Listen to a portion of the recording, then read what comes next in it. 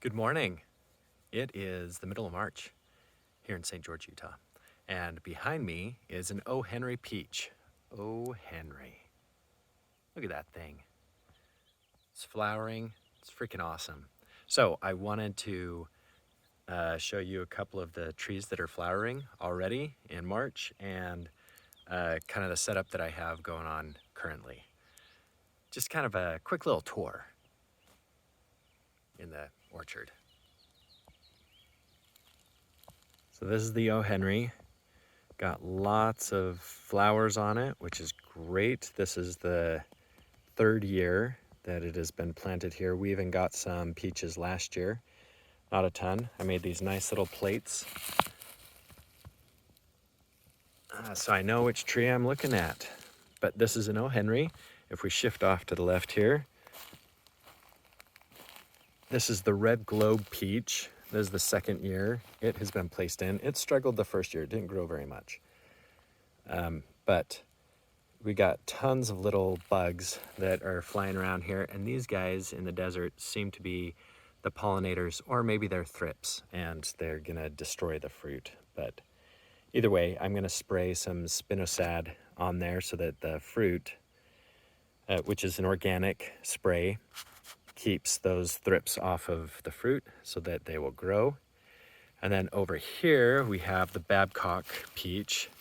This I got from Costco, and it was a pretty large tree.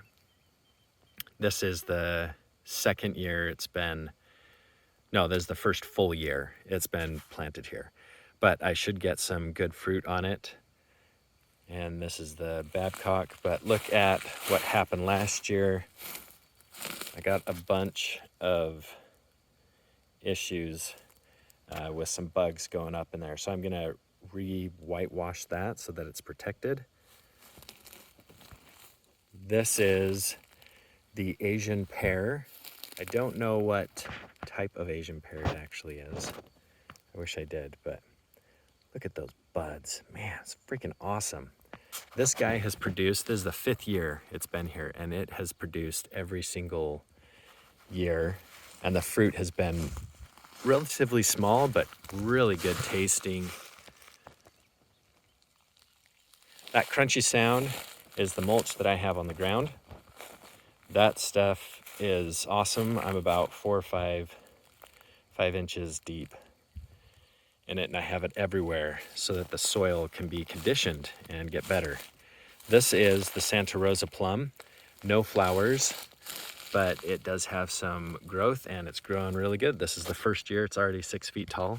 I'm gonna have to prune it down this summer because these guys can grow vigorously, but they're to help pollinate other guys. This is the apple tree. I hope it's a Fuji. One of my apple trees died. I can't remember if it was a Fuji or a Gala. If it's a Gala tree that's right here, then I will get no fruit because it needs a pollinator. And the pollinator used to be right there, and now it's gone. And in its place are 2 cherry trees. This is a Pluot. No flowers this year. Totally fine with that. It's the second year of being planted. And then this is a rose nectarine. Got a couple of nice buds, flowers going on there. Look at that, so nice. Rose nectarine. And then we go back to this part of the orchard. This guy has been here for about 3 or 4 years. It's a Moore Park apricot.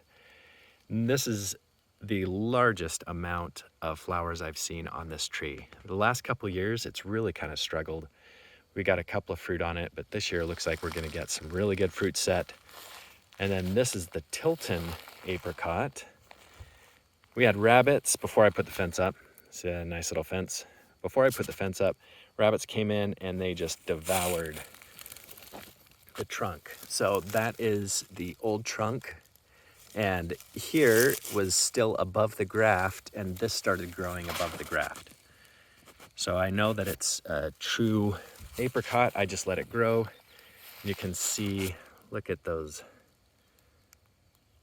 buds, man. That stuff is growing big. It's gonna explode here in a couple of days. Freaking awesome. Love this stuff.